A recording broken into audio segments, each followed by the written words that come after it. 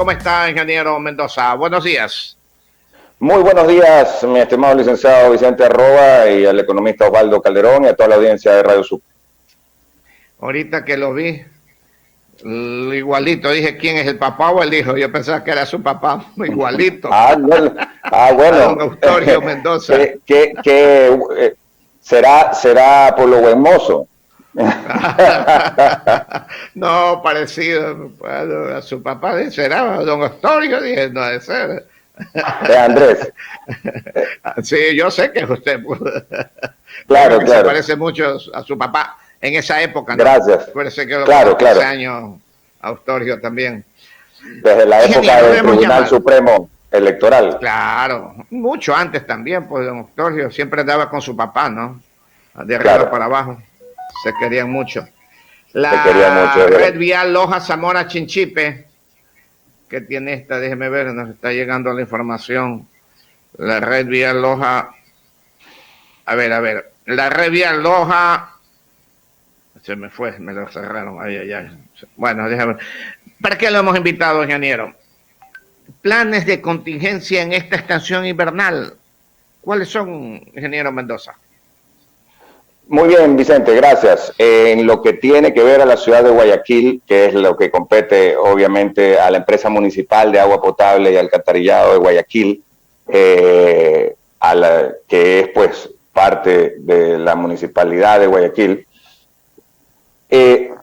siempre realizamos, controlamos, disponemos a la concesionaria de los servicios Interagua que se realice el plan preinvernal previo a las estaciones lluviosas, que empiezan a fines de septiembre, inicio de octubre y continúan a lo largo de la estación invernal. Ya se ha ejecutado el 98% de ese plan invernal, pero además de la prevención y además de la acción conjunta que se realiza con otras entidades como Urbaceo y dependencias del propio municipio de Guayaquil, direcciones del propio municipio de Guayaquil, también vale decir que pedimos permanentemente la colaboración de la población para que no echen basura, para que no haya más palizadas, para que no en los canales no los llenen de desechos sólidos que lo que hacen es bloquear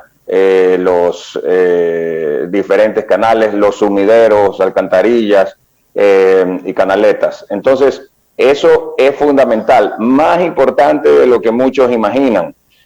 Por eso, durante la propia estación invernal, como la actual, que si bien no es pues súper fuerte como un fenómeno del Niño, es una estación fuerte en comparación a años anteriores,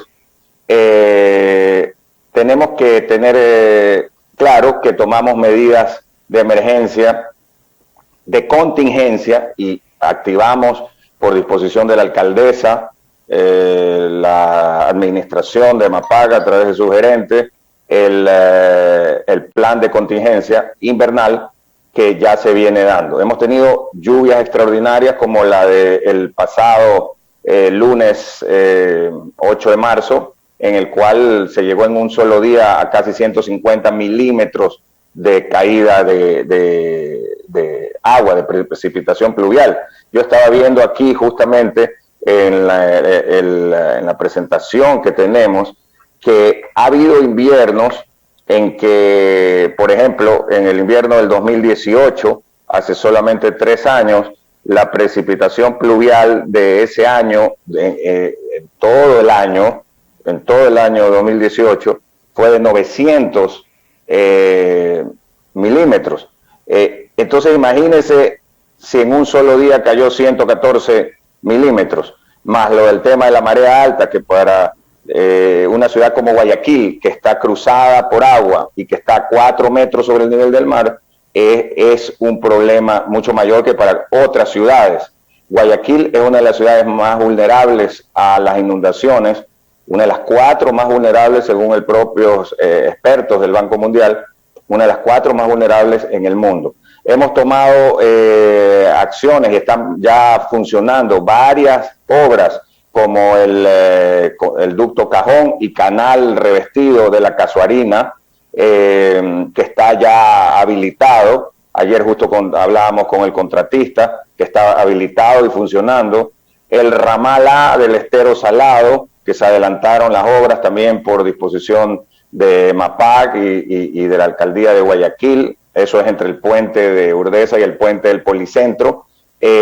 También lo que tiene que ver con el Canal 7 del Guasmo, Canal 7, que es un ducto cajón estupendo realmente en esa zona, y lo que tiene que ver con las obras en la Juan Camarengo y Avenida Marta de Roldós, que están por culminar en el mes de mayo, y en donde todavía, cuando hay una lluvia muy fuerte, producto también del asunto de la suciedad y de los desechos que lanzan, se complica esa zona. Esas obras cuestan 30 millones de dólares y se han ejecutado en estos 2 años de alcaldía de la doctora Cintia Viteri. Así es que eso es parte de lo que estamos haciendo de emergencia. Ahora, ¿qué vamos a hacer de aquí en mediano y largo plazo? Es otro tema que le quería explicar. Así es, mi querido ingeniero Mendoza. Pero miren, con el señor presidente del directorio de CAPAC, Empresa Cantonal de Agua Potable y Alcantarilla de Guayaquil, EMAPAC EP. Aquí tenemos un problema gravísimo. No es de ahora, es de siempre. Sube la marea, se inunda la ciudad, se llueve fuerte. ¿Se puede evitar eso en el futuro o vamos a vivir valga la redundancia, de por vida con este problema, ingeniero? ¿O hay solución? Sí, es una válida pregunta y así es como uno habla coloquialmente, como dicen, vamos a vivir de por vida como para siempre y después los que vienen después de nosotros, hijos, nietos, igual. Recordemos, repito, que así como hay ciudades y lugares que tienen huracanes, tienen tornados, nieve y otros fenómenos naturales, en el caso de Guayaquil, por nuestra situación geográfica, cruzado por el río, por el esteros y por el tema de la ubicación de 4 metros sobre el nivel del mar y zonas como el sur, suburbio, Guasmos, Trinitaria, incluso a 3 metros sobre el nivel del mar, más la incidencia del fenómeno del Niño, hay algo que tenemos que decirlo y es muy real, que es el cambio climático. Si nosotros vemos las precipitaciones pluviales y las temperaturas en el Golfo de Guayaquil en los últimos 11 años, vemos la incidencia del cambio climático y que hay quizás lluvias menos largas, temporadas menos largas de lluvias, pero la intensidad es mucho más fuerte y las mareas además son bastante más altas porque no se ha dragado en 50 años ni el río Daule, ni el río Babahoyo, ni el río Guayas, ni los esteros. Vicente, lo que nosotros necesitamos es, y el plan está presentado desde el 2016 a lo que era Senagua, ahora Ministerio del Agua, en ese momento a la prefectura, que era en ese momento la anterior administración de la prefectura del Guayas, porque se necesita una acción conjunta de Guayaquil y de las autoridades provinciales y nacionales. Esto es, como decía, el tema del dragado.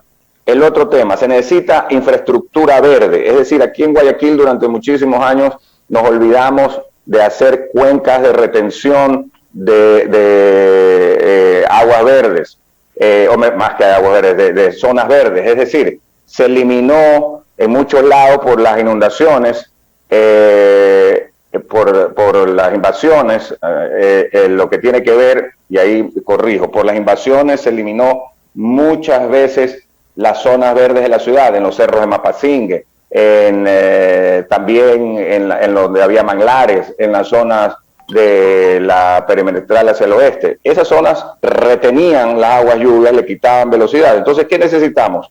Hacer como lo hacen en Estados Unidos, en Holanda, en Bélgica, en los lugares bajos de esos países, y son diferentes métodos para retener el agua lluvia y quitarle velocidad.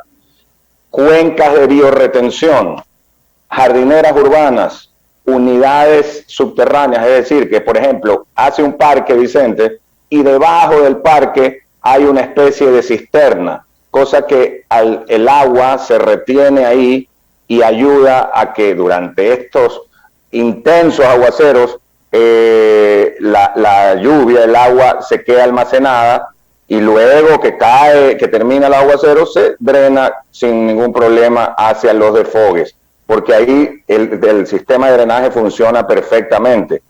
Digamos algo, estas zonas, inclusive en los hogares, es decir, necesita un diseño urbanístico en las casas, en las partes de al frente, que haya césped, que hayan plantas, que hayan, y esto es fundamental, insisto, que muchos parqueaderos, por ejemplo, muchos parqueaderos de edificios de parqueos en Bélgica, en Holanda, en New Orleans, en lugares bajos del mundo, más bajos incluso que Guayaquil con respecto al nivel del mar, esos sirven para, en el momento que vienen grandes lluvias, sacan los carros y los llenan de agua lluvia, se inundan de agua lluvia, pero sin vehículos a propósito, para que esta cantidad que cae de precipitación sea motivo de retención. Es decir, lo primero es la infraestructura de verde. En una ciudad como Guayaquil eso es fundamental, tenemos que recuperarla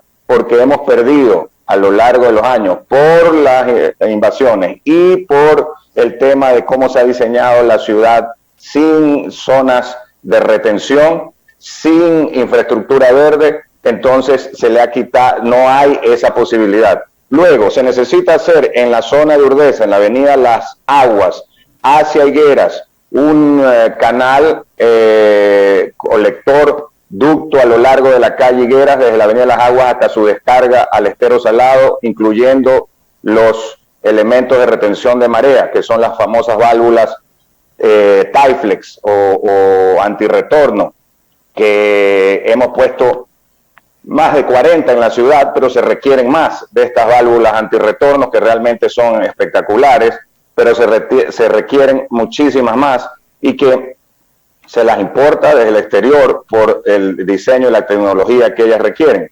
Y finalmente, Vicente, un asunto que es clave y es la propuesta de ubicar estructuras para el control de marea en la ciudad, de mareas en la ciudad de Guayaquil, en el Golfo, a la entrada de Guayaquil y en varios canales, como lo hacen en Inglaterra, por ejemplo, a la entrada del río Támesis, o como lo hacen en Estados Unidos en el río Mississippi.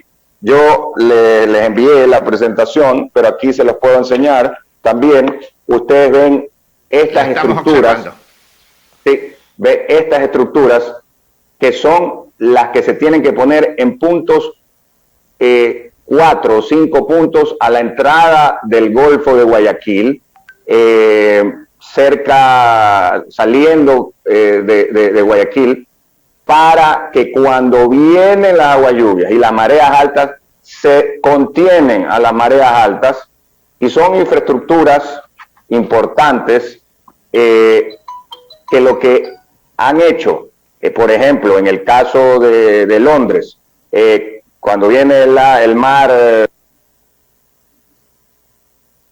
¿Se cortó? ¿Qué pasó? ¿Se cortó? Nosotros... Ahí está. Sí, ahí sí. En ese momento... El mar, decía. Viene el Mar del Norte y entra el famoso río Támesis y va a inundar a la ciudad. Las compuertas del Támesis se cierran y forman una especie de compuerta natural o de presa natural, que como que si fuera varias esclusas gigantes, y no permiten el paso del agua, mi querido Vicente, sino hasta que pasan las lluvias, hasta que pasan las mareas, ¿no? Lógico. ¿Y esa bromita en cuánto está? Bueno, nosotros tenemos un estimado, porque no hay diseños al respecto. Esto requiere una acción nacional, provincial, digamos, no solo de Guayaquil, porque esto se beneficiarían todos los cantones de la cuenca de las provincias, del Guayas, las provincias, todas las provincias que están en el Golfo de la cuenca baja del Guayas. Exacto, el Oro, los ríos, claro. Guayas, incluyendo la parte de Manabí, por supuesto, y parte también de Santo Domingo.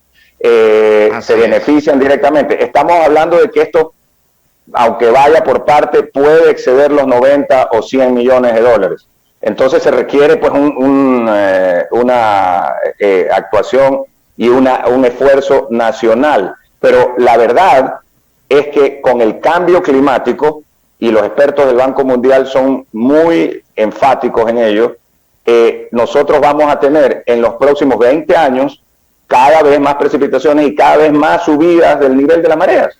Entonces, hay que acometer esta acción. O sea, es indispensable porque si no, nos vamos a topar a la vuelta, como le digo, de 15, 20 años, con cada vez más problemas de este tipo. Y las obras que hacemos en la ciudad de Guayaquil, que ayudan, que bajan los focos, de inundación o los puntos críticos, no van a ser suficientes para poder, con esta conjunción de lluvias tan intensas, de mareas más altas, cambio climático, y Dios no quiera un fenómeno del Niño como del 82 o del 98, una situación que nos va a perjudicar a todos, no solo a Guayaquil, sino a todas las provincias que acabamos de citar. Ingeniero Mendoza, brevemente por el tiempo, nos faltan 13 para las 9 y tenemos todavía unos compromisos. Sí, brevemente, sí. ¿Esta posibilidad afectaría o no afectaría la navegación del río Guayas? La posibilidad, dice usted, de poner las estructuras. Así es. No, porque justamente, si vamos para atrás, se las ubicaría en zonas en donde, si ahí la ven, en zonas sí, que no afectan la navegabilidad del río Guayas. Son zonas, y también en zonas dentro de Guayaquil, de los esteros, de los canales más importantes del estero, que no afecten la navegabilidad, es decir, que no intervengan a donde entran los buques de normal y de gran calado. Eso es clave. Y no ha afectado en el Mississippi, que es un río pues gigante y que es navegable desde New Orleans hasta casi Illinois, al norte de Estados Unidos, y no ha afectado en Londres, que es una ciudad que tiene pues más de 1000 años, ¿no? Pero las compuertas se han hecho hace 100 años y se han ido modernizando cada vez que se requiere más. Entonces, eso es lo que le iba a decir, no afectaría, y eso es algo clave, porque, y ahí es lo que digo, ahí tiene que participar la Marina, ahí tienen que participar todos, porque para que no haya ese inconveniente, Vicente, y más bien sea una solución. Ok, mi querido ingeniero, es importantísimo conversar con esto. Le agradecemos, el tiempo se nos vino corto y lo esperamos en otro momento, ingeniero.